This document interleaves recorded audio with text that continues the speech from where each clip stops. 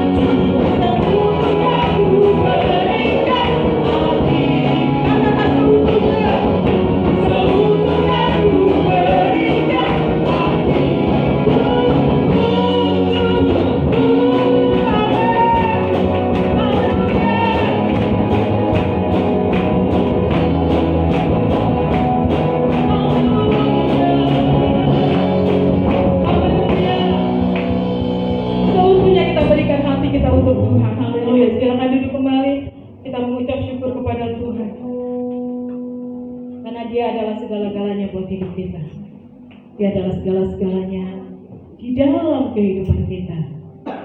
Karena dia adalah penolong yang setia. Tidak ada seorang penolong pun yang dapat menolong hidup kita kecuali Yesus. Kita mau mengucap syukur kepada Tuhan. Di setiap musim, di setiap keadaan, Tuhan Yesus tetap baik. Mungkin keadaan kita hari-hari ini kita merasa lelah, tapi lihat, pandang kepada Allah.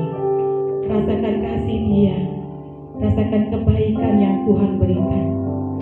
Tetap mengucap syukur. Haleluya, haleluya.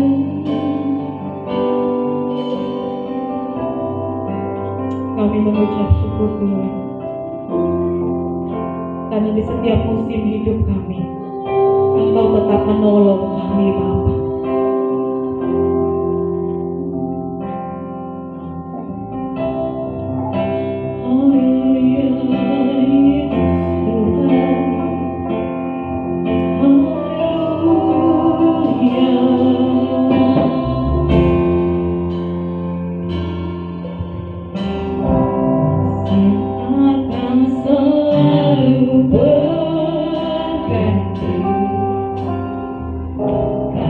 Itu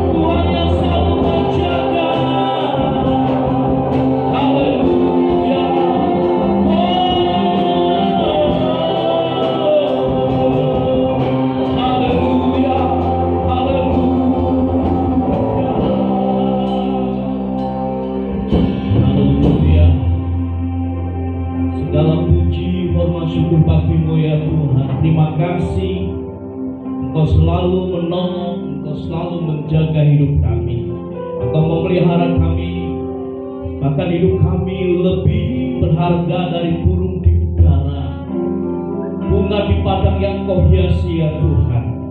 Terima kasih ya Tuhan, pagi hari ini kami kembali datang dengan penuh sukacita di rumah-Mu. Bahkan beberapa kami juga ada di rumah mengikuti ibadah secara live streaming hari ini. Ya Tuhan, terima kasih kami bisa memuji, menyembah, mengagungkan nama-Mu. Dan tiba saatnya kami ingin dengar berita firman Tuhan. Berbicaralah kepada kami, sesungguhnya kami adalah hamba-Mu. Jika kami ingin merenungkan dan melakukan firman-Mu dengan hati yang mengasihi Tuhan. Segala pujian hormat syukur bagi nama-Mu. Dalam nama Tuhan Yesus kami berdoa dan mengucap syukur. Haleluya. Yang percaya mari kita katakan bersama, amin. Tepuk tangan bagi nama Tuhan. Haleluya. Kembali Bapak Ibu saudara kasih Tuhan. Shalom. Puji Tuhan. Saya ingin menyapa saudara yang ada di rumah Tuhan maupun ada di rumah masing-masing yang mengikuti ibadah secara live streaming pada hari ini. Haleluya. Segala puji, hormat syukur, kemuliaan hanya bagi Tuhan kita Yesus Kristus. Haleluya. Bapak Ibu saudara kasih Tuhan, di dalam kalender gereja pada minggu ini disebut sebagai Minggu Palem. Dan Minggu Palem itu berbicara mengenai bagaimana kita bisa mengingat kembali ya hari-hari kesengsaraan yang akan dialami oleh Yesus Kristus, Tuhan dan Juru Selamat kita. Jadi Bapak Ibu saudara sekalian, mulai minggu depan kita akan bisa bersama-sama mengingat kembali bagaimana Kristus yang oleh karena kasih-Nya mati, dan hari Jumat itu merupakan Jumat Agung, dan 3 hari kemudian setelah Kristus mati, seperti firman Tuhan mengatakan Dia bangkit dari kematiannya, dan gereja mengingat itu sebagai Paskah. Bapak Ibu saudara sekalian, di dalam hari-hari kesengsaraan itu kita bisa mengingat kembali bahwa pada akhirnya bahwa Yesus disalibkan. Dan ada satu perkataan akhir dari Yesus. Dan firman Tuhan hari ini saya mengambil judul perkataan akhir Yesus. Nah, kalau bicara mengenai perkataan akhir dari orang yang akan mati, dari orang yang meninggalkan kita, berapa banyak di antara saudara yang mendengar perkataan dari orang tua ya, atau bagian keluarga yang akan meninggalkan kita, meninggalkan sebuah perkataan yang di akhir hidupnya, dan itu kita dengarkan langsung. Apa perasaan Bapak Ibu saudara sekalian? Bagaimana respon kita? Tentunya itu menjadi sebuah perkataan yang sangat penting, sebuah perkataan yang buat kita pasti tidak bisa kita lupakan. Ya, jadi kita tidak bisa menganggap remeh. Saya pernah mendengar perkataan dari salah seorang, walaupun bukan bagian dari keluarga saya, dan sebelum meninggal beliau menyampaikan sebuah nasihat kepada keluarga besar, ya. Dan saya yang notabene bukan keluarga besar, saya mendengarkan pun saya itu kali pertama saya harus mendengarkan, kalau bisa dibilang kalau ada angka 1000 rius ya, tidak hanya serius, tidak hanya 100 serius ya, tapi saya sangat serius sekali mendengarkannya. Dan akhirnya ketika beliau menyampaikan kata-kata itu, meninggalkan semua orang yang ada di ruangan itu dan ditutup dengan teriakan tangisan. Jadi kalau kita belajar perkataan akhir Yesus buat kita, ini perkataan yang sangat berhubungan dengan kehidupan kita hari-hari ini. Jadi apa yang dikatakan, diucapkan oleh Yesus di atas kayu salib menjadi sebuah perkataan yang berdampak dalam kehidupan kita. Oleh karena itu mari kita akan belajar. Kita mendapatkan inspirasi itu dari perikop Yohanes 19 ayat 28 sampai dengan 30. Izinkan saya membacakan untuk kita sekalian. Di sana judul perikopnya adalah Yesus mati. Sehingga bagian ini juga dikupas di dalam Injil Matius 27 ayat 45 sampai dengan 50, Markus 15 ayat 33 sampai dengan 37, dan Lukas 23 44 sampai 56. Demikianlah firman Tuhan. Sesudah itu, karena Yesus tahu bahwa segala sesuatu telah selesai, berkatalah ia, supaya genaplah yang ada tertulis dalam kitab suci, aku haus. Di situ ada suatu bekas penuh anggur asam. Maka mereka mencucukkan bunga karang yang telah dicelupkan dalam anggur asam pada sebatang hisop, lalu menunjukkannya ke mulut Yesus. Sesudah Yesus meminum anggur asam itu, berkatalah ia, sudah selesai. Lalu ia menundukkan kepalanya dan menyerahkan nyawanya. Kita mendengarkan langsung pembacaan teks dari Injil Yohanes 19 ayat 28 sampai dengan 30, dan perkataan dari akhir Yesus yang dimaksud di sana adalah sudah selesai. Finish.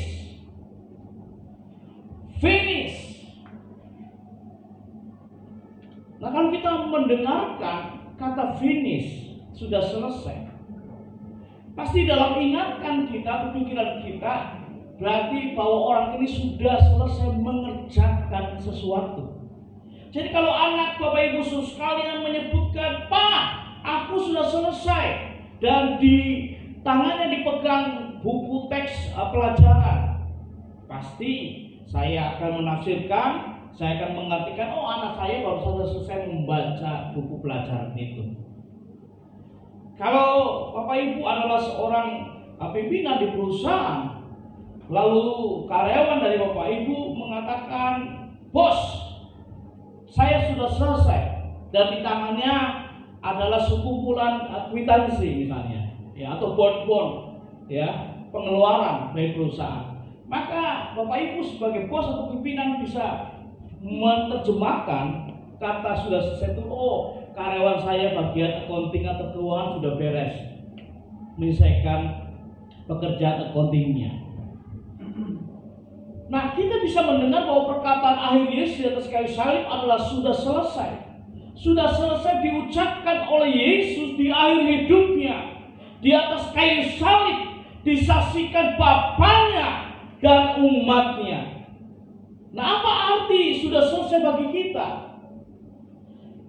Jadi kalau pada waktu itu ada banyak orang bisa mendengar perkataan akhir dari Yesus, bahkan Maria mendengarnya, murid-muridnya yang bersembunyi, ya, mengendap-endap melihat pada waktu Yesus sang gurunya di atas kayu salib, mendengarnya juga, mereka bisa mengartikan kata sudah selesai dari Yesus itu berbeda-beda. Tapi apa arti bagi kita sekarang ini? Saya ingin menyampaikan ada 3 arti dari kata sudah selesai sebagai perkataan akhir Yesus, yang walaupun itu terjadi 2000 tahun yang lalu lebih, dan hari ini kita bisa mengartikan, kita bisa mengerti apa arti dari sudah selesai bagi kita. Yang pertama adalah bahwa kata sudah selesai, perkataan akhir Yesus itu berbicara kegenapan janjinya. Mari kita kembali lihat apa yang dikatakan dalam ayat 28. Sesudah itu, karena Yesus tahu bahwa segala sesuatu telah selesai, berkatalah ia, supaya genaplah yang ada tertulis dalam kitab suci, aku haus. Jadi kalau kita mengerti, belajar mengenal dari pribadi Yesus Kristus, Dia adalah Tuhan dan Juru Selamat kita yang pernah hidup di muka bumi ini.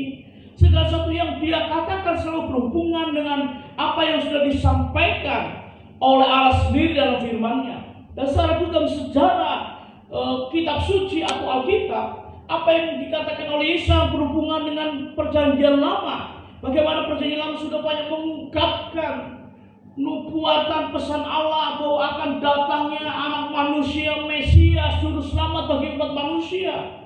Dan tidak hanya itu, bahwa Mesias, anak manusia itu akan menderita bagi menjadi korban tersebut bagi seluruh umat manusia. Dan kini dikatakan dengan jelas, supaya genaplah yang ada tulis dalam kitab suci. Jadi kalau Yesus menyampaikan perkataan akhirnya sudah selesai, dalam konteks perjanjian baru, berarti Yesus sedang merujuk apa yang dikatakan olehnya mengenai kegenapan yang tertulis dalam kitab suci itu adalah perjanjian lama. Dan kita bisa melihat janjinya dalam kitab suci. Apa yang dikatakan dalam Yohanes 1 ayat 29, pada keesokan hari Yohanes melihat Yesus datang kepadanya dan ia berkata, lihatlah anak domba Allah yang menghapus dosa dunia. Jadi kita bisa melihat bahwa semuanya yang sudah disampaikan dalam perjanjian lama mengenai Mesias yang akan menderita, Mesias yang digambarkan seperti anak domba Allah yang menghapus dosa dunia, itu sudah digenapi dalam kehidupan bahkan kematian Yesus Kristus di atas kayu salib. Ini berbicara mengenai janji Tuhan. Bagaimana dengan janji Tuhan dalam Alkitab? Bagaimana janji Tuhan yang dijelaskan dalam firman Tuhan? Janji Tuhan itu berjumlah ribuan. Bahkan ada sebuah penelitian yang mengatakan bahwa ada sumber yang mengatakan jumlahnya itu 3.573 janji. Bahkan ada yang mengatakan 5.460 janji. Bahkan lebih dari 7.000 janji. Yang saya ingin mengatakan kepada Bapak Ibu sekalian, Tuhan tidak pernah lalai menepati janjinya. Tuhan selalu menggenapi janjinya bagi kita yang percaya kepada Tuhan. Kalau Dia mengatakan bahwa ini supaya menggenapi apa yang tertulis dalam kitab suci, itu jelas digenapi. Mari Bapak Ibu sekalian, apa yang menjadi janji Tuhan dalam kehidupan saudara pribadi, apa yang menjadi janji Tuhan dalam kehidupan saudara sebagai keluarga, apa janji Tuhan dalam kehidupan saudara dalam bisnis, pekerjaan, saudara sebagai seorang pendidik, sebagai seorang guru, saudara yang wira swasta pengusaha, saudara sebagai seorang istri, apa janji Tuhan dalam kehidupanmu? Maka sebagai orang-orang muda, anak-anak muda, apa janji Tuhan dalam kehidupanmu sebagai orang-orang yang masih muda? Masa muda, apa janji Tuhan? Saya percaya bahwa kita percaya bahwa Tuhan akan menggenapi janjinya dalam kehidupan kita. Tuhan tidak pernah lalai untuk menggenapi janji-janji dalam kehidupan kita. Amin. Kalau manusia berjanji, dia bisa mengingkari dengan berbagai many reason, berbagai alasan yang dia utarakan. Sehingga ada lagu dangdut, kau yang berjanji, kau yang mengingkari. Tapi kalau Tuhan sekali berjanji, Dia akan menggenapi janjinya kehidupan kita. Kalau saya sebagai pribadi manusia, saya berjanji, saya bisa mengingkari janji saya. Tetapi kalau Tuhan tidak bisa mengingkari. Oleh karena itu Bapak Ibu saudara Tuhan, mari kita alami janji Tuhan dalam kehidupan kita. Yang kedua, apa arti kata sudah selesai, finish? Untuk kita sekarang ini tidak hanya kegenapan janjinya, tetapi yang kedua berbicara mengenai kemerdekaan atas penderitaannya. Jadi arti sudah selesai bagi Yesus yang Dia ucapkan, yang Dia katakan kepada orang-orang pada waktu itu, yang Dia ucapkan disaksikan oleh Bapaknya di surga dan umatnya, itu berbicara mengenai kemerdekaannya atas penderitaannya. Apa yang dikatakan dalam ayat 29 Yohanes 19? Di situ ada suatu bekas penuh anggur asam. Maka mereka mencucukkan bunga kara yang telah dicelupkan dalam anggur asam pada sebatang hisop, lalu menunjukkannya ke mulut Yesus. Perhatikan, lalu menunjukkannya ke mulut Yesus. Mengapa harus menunjukkannya ke mulut Yesus anggur asam itu? Memang secara medis ada penjelasan, salah satunya adalah kalau orang sedang terluka, ya, kalau dicucukkan dengan asam anggur itu bisa mengurangi rasa sakit. Nah, tapi persoalannya bahwa berbicara mengenai mulut Yesus, karena yang menyampaikan perkataan akhir itu berasal dari mulut, ya, mulut Yesus. Ya, berbeda kalau yang mengeluarkan bunyi dari tempat yang lain. ya, bisa tertawa. Misalnya dari bagian bawah, taktik tuh, saudara sedang serius bukan? Semuanya bisa tertawa, betul nggak? Ya, tertawa. Ya, mungkin lagi kembung, banyak masuk angin mungkin ya, karena di luar terlalu lama. Begitu masuk di rumah, bunyi dangdutan taktik tuh, begitu ya. Jadi kalau ada lomba mengeluarkan bunyi dari bagian bawah, nyanyian dengan suara 1, 2, 3, itu ya, itu jadi bahan guyonan, jadi lucu ya. Tapi berbeda dalam konteks ini, orang-orang sedang serius, sedang menyimak dan melihat bagaimana akhir dari hidup Yesus di atas kayu salib, dan pada waktu mengatakan sudah selesai, dan dia bisa menikmati sebelumnya ya, anggur asam itu di mulutnya. Ini menggambarkan bahwa dia yang sudah menderita, dia sudah merdeka dari penderitaannya. Sebelum ajalnya tiba, Yesus merasakan begitu berat penderitaannya. Di dalam Matius 26 ayat 38, ia merasa sedih dan gentar. Ya, kata gentar ini bisa diterjemahkan dengan kata takut. Lalu katanya kepada mereka, hatiku sangat sedih, seperti mau mati rasanya. Tinggallah di sini, berjaga-jagalah dengan aku. Jadi sebelum Yesus mati, ajalnya tiba, dia sudah merasakan begitu berat penderitaannya. Tetapi kita bisa melihat bahwa Yesus memilih untuk berdoa. Di dalam Matius 26 ayat 39, maka ia maju sedikit lalu sujud dan berdoa. Katanya, ya Bapakku, jikalau sekiranya mungkin, biarlah cawan ini lalu daripadaku, tetapi janganlah seperti yang ku kehendaki, melainkan seperti yang engkau kehendaki. Sebelum menemui ajalnya atau ajalnya tiba, Yesus dia memilih untuk berdoa. Dan di dalam doanya sebenarnya ada pilihan. Dia bisa menghindari penderitaannya atau dia menyambut penderitaan. Menghindari penderitaannya bukanlah kehendak Bapa, sebagai bagian sarana untuk menyelamatkan umat manusia, karena Yesus harus menjadi korban tebusan untuk menghapus dosa umat manusia. Tetapi akhirnya Yesus dia lebih memilih untuk melakukan kehendak Bapanya, sekalipun harus menderita. Jadi Yesus telah merdeka dari penderitaannya dan dia memerdekakan hidup kita.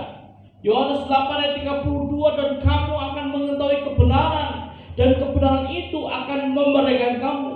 Jadi kalau Yesus mengucapkan kata aku sudah selesai, itu berarti bahwa dia sudah merdeka dari penderitaannya. Dia tidak lagi bisa mengalami penderitaannya sebagai manusia yang menderita, yang terluka di atas kayu salib. Saudara, kemerdekaan itu berdampak bagi kita.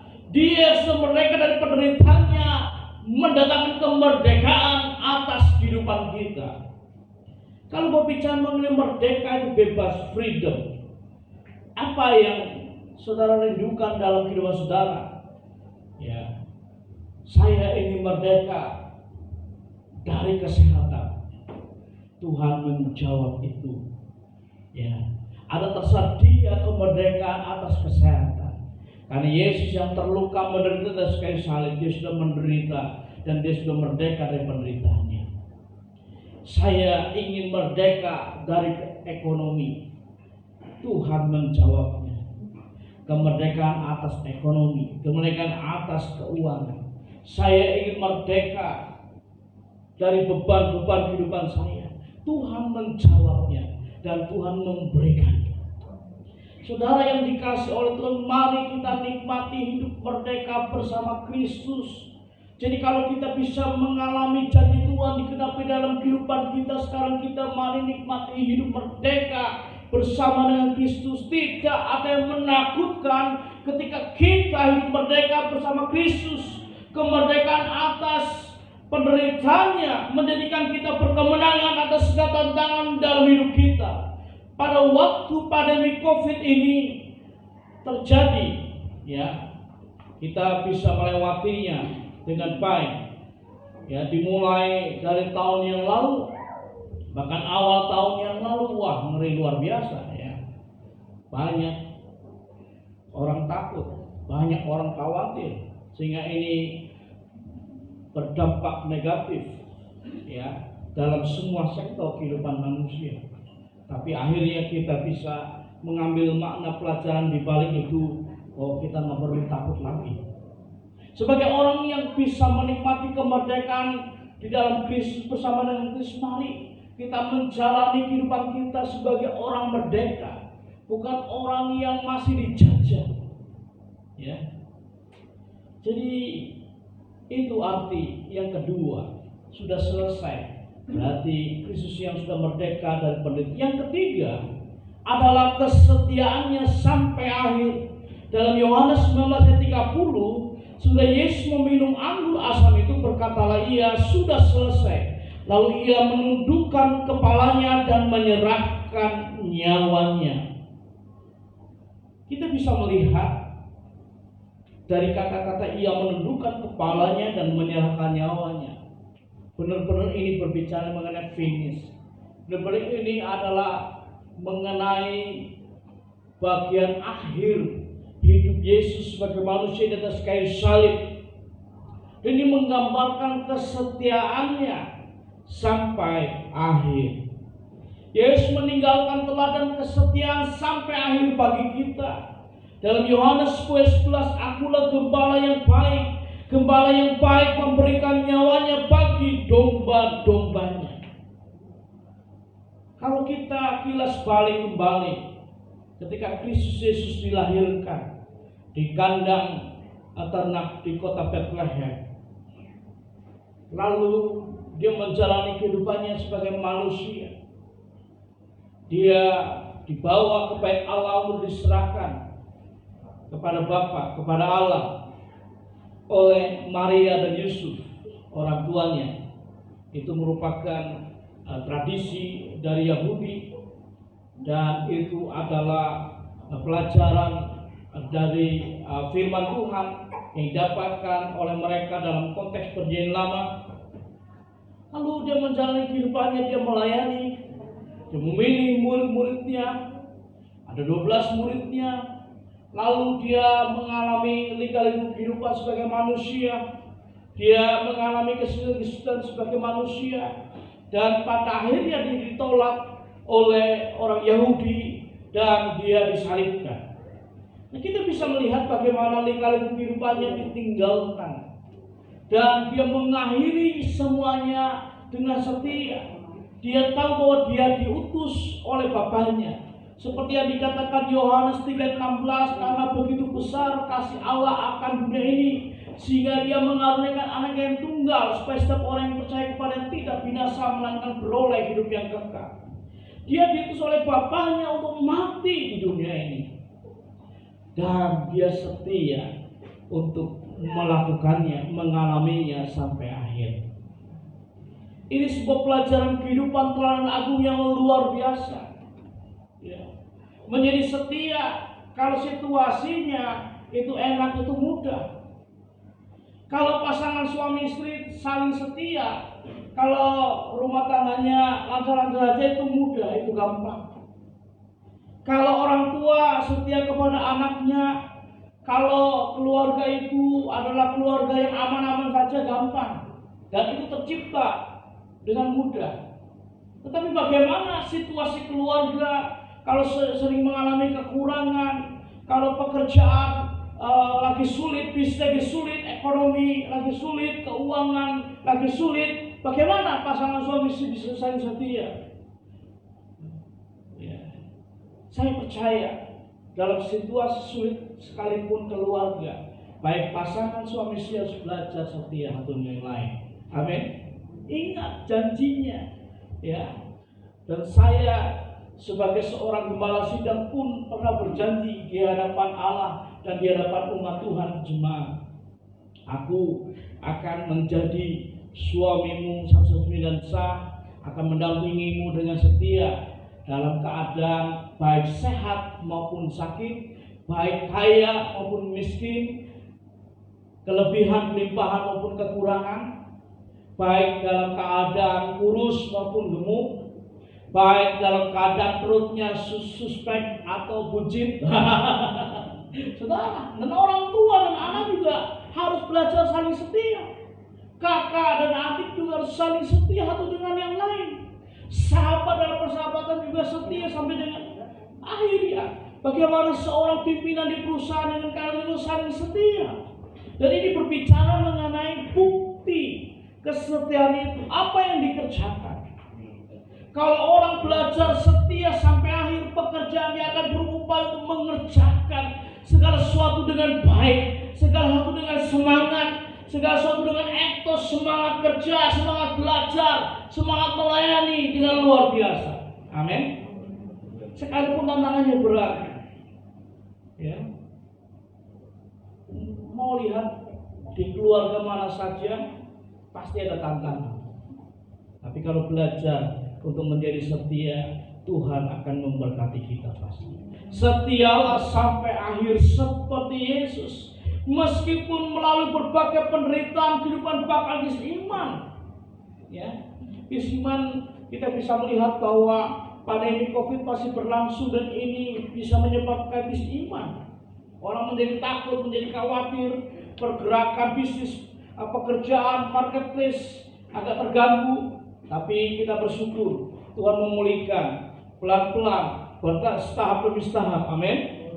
Nah, tetaplah setia karena Tuhan menyediakan mahkota kehidupan bagi setiap orang yang percaya, yang bertahan sampai akhir, setia dan melakukan pekerjaan Kristus sampai akhir hidupnya. Apa yang dikatakan dalam Wahyu 2 ayat 10, dikatakan hendaklah engkau setia sampai mati dan aku akan mengaruniakan kepadamu mahkota kehidupan. Ada lagu, setialah, setialah, setialah sampai seperti Tuhan Yesus. Setialah, setia. Amin. Haleluya, ya. Puji Tuhan. Mari kita belajar setia. Kalau kita berupaya berjuang untuk setia sebagai manusia, kita punya kekurangan, kita punya kelemahan. Tetapi Tuhan yang punya kelebihan dan kesempurnaan akan menolong kita. Amin. Haleluya. Saya merindukan, ini bisa didengar oleh istri saya, oleh anak-anak saya. Nanti kelak di batu nisan kuburan saya, tolong tuliskan, ini adalah orang yang setia dan semangat. Biasanya yang standar itu adalah rest in peace, betul? Meninggal dalam damai. Tapi saya mau meninggal sebagai orang yang setia dan semangat. Amin. Bapak Ibu Saudara sekalian, akhirnya kita bersyukur dengan kata-kata akhir dari Yesus, finish, sudah selesai, sehingga kita bisa mengalami janji Tuhan, sehingga kita bisa menikmati hidup merdeka bersama Kristus, sehingga kita belajar setia sampai akhir seperti Yesus. Tuhan memberkati kita. Mari kita akan datang kepada Tuhan merenungkan firman. Haleluya. Haleluya. Haleluya. Haleluya. Terima kasih. Terima kasih. Haleluya. Haleluya. Haleluya. Terpujilah nama Tuhan. Terpujilah nama Tuhan. Haleluya. Haleluya. Haleluya. Terima kasih Tuhan. Haleluya. Memang musim akan berganti, tetapi Tuhan, kami ingin belajar berkomitmen. Situasi bisa berubah-ubah, keadaan bisa jungkir balik, tetapi kami ingin belajar seperti Engkau yang tidak pernah berubah.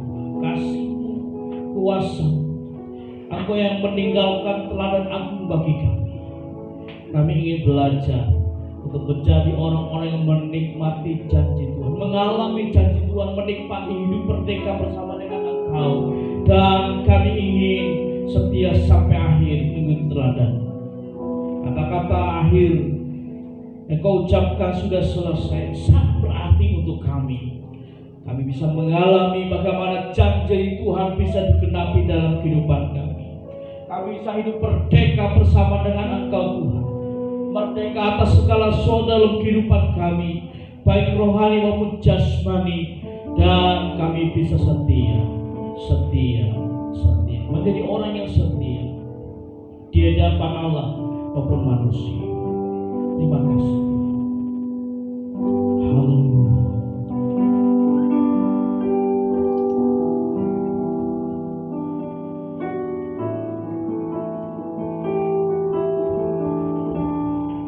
Yesus akan menolongku. Tuhan menolongku.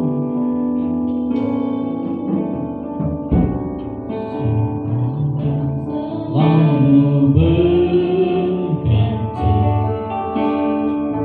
kasih Tuhan sangat abadi.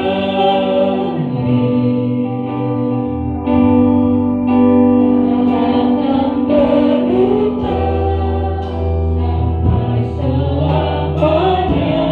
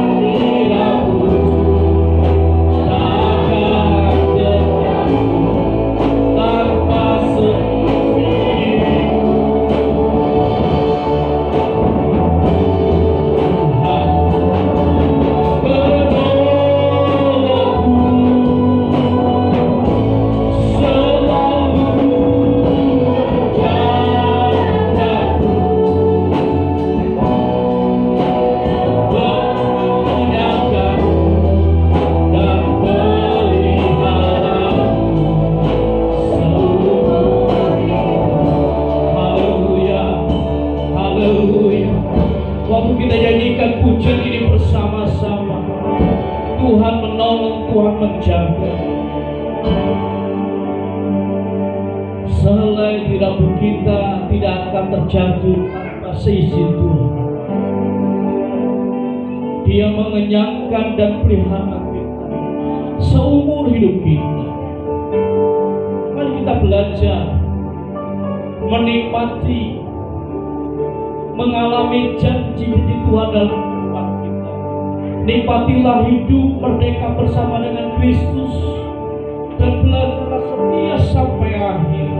Tuhan pasti menolong dan menjaga hidup kita. Tuhan akan memberikan kekuatan yang baru kepada kita. Tuhan akan mendampingi kita. Tuhan akan menyertai kita. Dan Tuhan tidak pernah meninggalkan kita. Sekalipun Dia mengatakan sudah selesai, tapi Dia akhirnya bangkit dari kematiannya. Karena kita memiliki Tuhan yang hidup, Tuhan yang berkuasa. Hari ini saya berdoa buat saudara. Apakah ada saudara sedang mengalami pergumulan secara khusus, beban yang begitu berat saudara hadapi hari-hari ini? Tapi waktu saudara dengar firman Tuhan hari ini yang mengatakan bahwa Kristus, Dia mengucapkan kata sudah selesai, dan itu berarti sangat penting untuk saudara, karena Dia menggenapi janjinya bagi saudara. Karena Dia sudah merdeka atas penderitaannya, itu berarti Dia memberikan kemerdekaan buat saudara, dan Dia mengajarkan kepada kita setia sampai akhir. Saya berdoa buat saudara yang mengambil keputusan yang baru, sekalipun di tengah situasi mengalami beban yang berat, situasi sudah mengalami tantangan hidup, tetapi sudah mengambil keputusan, Tuhan, aku ingin belajar seperti firman-Mu hari ini. Pada sudah mengambil keputusan itu, letakkan tanganmu di depan dada dan ingin berdoa buat saudara. Yang kedua, adakah di antara saudara yang memiliki kerinduan khusus, harapan khusus di dalam hidupmu? Tuhan yang setia sampai akhir, Tuhan yang akan setia menjawab doa-doanya buat saudara. Saya berdoa buat saudara yang mengalami pergumulan, kebutuhan khusus, kerinduan khusus, harapan khusus. Saudara bisa letakkan tanganmu di depan dada, baik di rumah Tuhan maupun di rumah masing-masing hari ini. Tuhan, hamba berdoa dalam nama Yesus, bahwa umat-Mu yang dikasih oleh Engkau ya Tuhan, Engkau sudah berjanji melalui firman-Mu dan pasti akan digenapi Tuhan. Semua orang yang mengalami pergumulan, semua orang yang mengalami beban berat tantangan, Tuhan terima kasih, Engkau sudah merdekakan kami semua di atas kayu salib, dan kami percaya bahwa di atas kayu salib itu berbicara jawaban atas setiap masalah manusia. Manusia yang harusnya dihukum karena dosanya, akhirnya manusia dihapus dosanya, diampuni oleh Tuhan, dan bukan neraka lagi tempat yang akan didiami, tapi surga. Tuhan, aku berdoa dalam nama Yesus, setiap yang mengambil keputusan untuk belajar seperti firman Tuhan hari ini, belajar untuk mengalami janji Tuhan, belajar untuk menikmati hidup merdeka bersama dengan Kristus, belajar setia. Kami berdoa dalam nama Yesus, komitmen keputusannya menjadi keputusan yang terbaik, keputusan yang benar sudah firman Tuhan. Dan kami berdoa dalam nama Yesus, kekuatan yang baru dari Tuhan, pertolongan yang baru dari Tuhan, penjagaan dari Tuhan ada di dalam kehidupannya. Jadi terjadi dalam nama Yesus. Setiap orang yang sedang mengalami pergumulan, beban berat, tekanan, tantangan, yang percaya seperti firman mengatakan bahwa Kristus sudah merdeka atas penderitaannya, itu berarti kami merdeka atas tantangan hidup kami. Kami berdoa dalam nama Yesus, terjadilah mujizat, terjadilah kemenangan atas hidup kami dalam nama Yesus. Tuhan, terima kasih. Setiap orang yang sedang memiliki kerinduan dan harapan secara khusus hari-hari ini, Tuhan, Engkau mendengarkannya, harapannya akan terkabul di dalam nama Yesus. Doa-doanya akan dijawab oleh Tuhan. kerinduan yang terbaik, yang benar saudara, firman Tuhan akan digenapi dan Tuhan akan memberkatinya. Terima kasih ya Tuhan. Kami berdoa menyerahkan kehidupan kami Tuhan ke dalam tangan kuasa. Kami ingin belajar mengalami janji-Mu ya Tuhan, belajar menikmati hidup merdeka bersama dengan Engkau, dan belajar untuk setia sampai akhir hidup kami. Terima kasih ya Tuhan. Biarlah firman-Mu digenapi dalam kehidupan kami. Biarlah Engkau akan meteraikan firman-Mu dalam kehidupan kami ya Tuhan, sehingga kami bisa mengatakan segala hormat, pujian, kemuliaan hanya bagi Yesus Kristus, Tuhan dan Juru Selamat kami. Terima kasih Tuhan. Kami berdoa menyerahkan ke dalam tangan kuasa. Dalam nama Tuhan Yesus kami berdoa. Haleluya. Yang percaya mengatakan amin. Tuhan memberkati Bapak Ibu. Saya silakan kembali. Haleluya.